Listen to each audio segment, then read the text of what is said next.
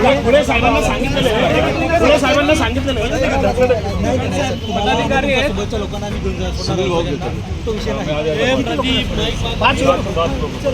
राज्याचे उपमुख्यमंत्री अजित पवार यांच्या विमान अपघाताबद्दल रोहित पवार आणखीनच आक्रमक होताना पाहायला मिळतात। त्यांनी राज्यातील सर्व प्रमुख पदाधिकाऱ्यांच्या नेत्यांच्या भेटीगाठी घेत त्यांनी आता आपला मोर्चा थेट दिल्लीकडे वळवला आहे। उद्या दिल्लीमध्ये ते आपचे प्रमुख अरविंद केजरीवाल, त्याचबरोबर काँग्रेस प्रमुख राहुल गांधी, त्याचबरोबर सपाचे अखिलेश यादव यांची देखील भेट घेणार आहेत। तृणमूल काँग्रेसच्या नेत्यांची देखील भेट घेऊन संपूर्ण या घटनेबद्दल ते माहिती देणार आहेत आणि त्यांच्याकडे न्यायाची मागणी करणार आहेत।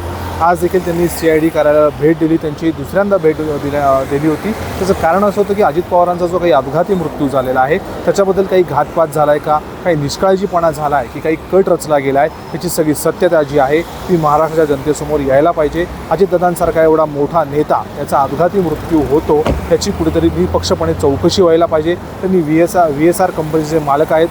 अजित पवारांच्या एका महिन्यानंतर त्यांना या ठिकाणी चौकशीसाठी बोलवण्यात आलं होतं, मात्र चौकशी अंती त्यांना AK-47च्या बॉडीगार्डसह CID ऑफिसमध्ये घेऊन आलं होतं। याच्यावर देखील रोहित पवारांनी प्रश्नचिन्ह जे आहे ते उपस्थित केलं होतं। त्याचबरोबर त्यांनी राज्यातील प्रमुख नेत्यांच्या भेटीगाठी देखील घेतलेल्या आहेत। राज्याचे उपमुख्यमंत्री मुख्यमंत्री यांची देखील भेट घेऊन या संपूर्ण घटनेची जी आहे ती माहिती देखील दिलेली आहे। आणि अजित पवारांचा जो काही मृत्यू आहे त्याच्यामध्ये काही घातपातच झाला आहे असं त्यांनी वेळोवेळी प्रेस कॉन्फरन्सच्या माध्यमातून असेल किंवा जे काही प्रेझेंटेशन असेल या माध्यमातून त्यांनी अनेक प्रश्न जे आहेत ते विमान कंपनीवर उपस्थित केले होते। VK सिंगवरती कारवाई करा, DGCAचा जो काही रिपोर्ट आहे त्या रिपोर्टमध्ये देखील काही त्रुटी आहेत। काल देखील एअरक्राफ्ट ॲक्सिडेंट इन्व्हेस्टिगेशन ब्युरोचा देखील रिपोर्ट आला 3-4 दिवसापूर्वी, त्याच्यात देखील काहीतरी उणीवा आहे। आज त्यांनी देखील 2019चा जो विमान अपघाताचा घाटकोपरचा जो आहे तो देखील रिपोर्ट दिला। त्याच्यामध्ये FRIची कॉपी जी आहे ती आज आणली होती। 2019मध्ये हा अपघात झाला त्यावेळेस भाजपचं सरकार होतं आणि किरीट सोमय्या यांनी पुढे येऊन त्याच्यावर सगळं FRI दाखल केली होती। त्याचबरोबर 2023ला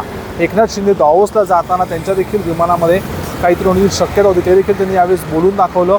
मात्र त्यावेळेस काळजी घेण्यात आली होती आणि आज ज्यावेळेस VRS कंपनी आणि अजित पवारांचा घातपात होतो त्यावेळेस राज्य सरकार काही आवाज उठवत नाही आहे, FRI दाखल करून घेत नाही आहेत। DGCAचा रिपोर्ट येतो, AIBचा रिपोर्ट येतो, त्यामुळे रिपोर्टमध्ये त्रुटी आढळतात। CID म्हणतं की रिपोर्ट अंतिम येऊ देत त्याच्यानंतरच आम्ही FRI दाखल करून घेऊ। त्यामुळं आता रोहित पवार राज्यात न जाता थेट केंद्रातील प्रमुख नेत्यांशी भेटीगाठी घेऊन अजित पवारांच्या मृत्यूची निपक्षपणे चौकशी करण्यासाठी आता लढा उभा करताना पाहायला मिळत आहे। कॅमेरामॅन PV मी प्रीतम पुरोहित, डिजिटल प्रभात, पुणे।